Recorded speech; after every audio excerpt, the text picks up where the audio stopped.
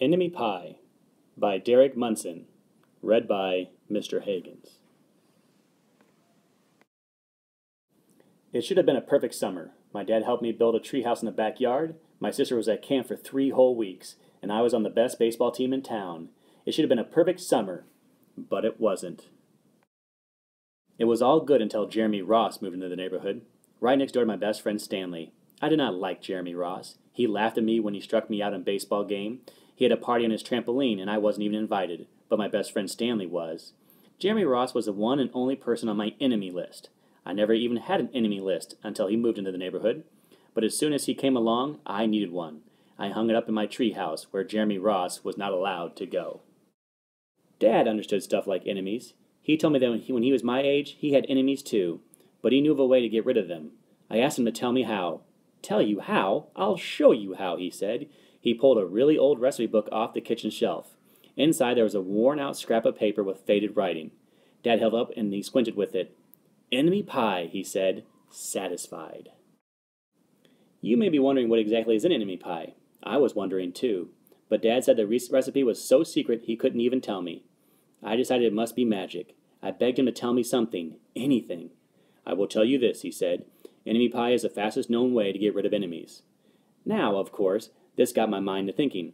What kinds of things, disgusting things, would I put into a pie for an enemy? I brought Dad some weeds from the garden, but he shook his head.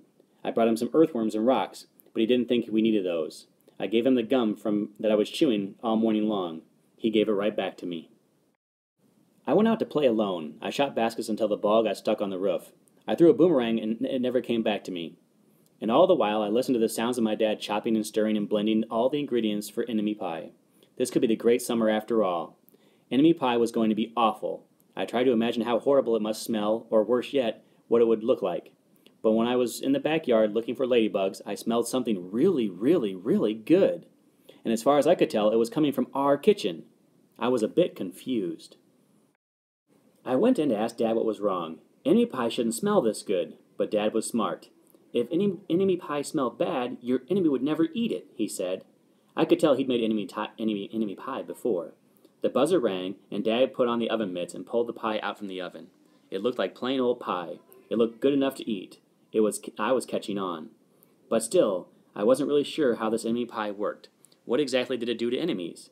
Maybe it made their hair fall out, or their breath stinky. Maybe it made bullies cry. I asked Dad, but he was no help. He wouldn't tell me a thing. But while the pie cooled, he filled me in on my job. He talked quietly. "There is one part of enemy pie that I can't do. In order for it to work, you need to spend a day with your enemy. Even worse, you have to be nice to him. It's not easy, but that's the only way that enemy pie can work. Are you sure you want to go through with this?" Of course I was. It sounded horrible. It was scary, but it was worth a try. All I had to do was spend one day with Jeremy Ross. Then he'd be out of my hair for the rest of my life. I rode my bike to his house and knocked on the door. When Jeremy opened the door, he seemed surprised. He stood on the other side of the screen door and looked at me, waiting for me to say something. I was nervous. "Can you play?" I asked. He looked confused. "I'll go ask my mom," he said. He came back with the shoes in his hand. His mom walked around the corner to say hello. "You boys stay out of trouble," she said, smiling. We rode bikes for a while and played on the trampoline. Then we made some water balloons and threw them at the neighbor girls, but we missed. Jerry's mom made us lunch. After lunch, we went over to my house. It was strange, but I was kind of having fun with my enemy.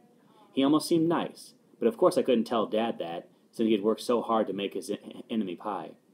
Jeremy Ross liked my basketball hoop. He said he wished he had a basketball hoop too, but they didn't have any room for one. I let him win a game, just to be nice. Jeremy Ross knew how to throw a boomerang. He threw it, and it came right back to him.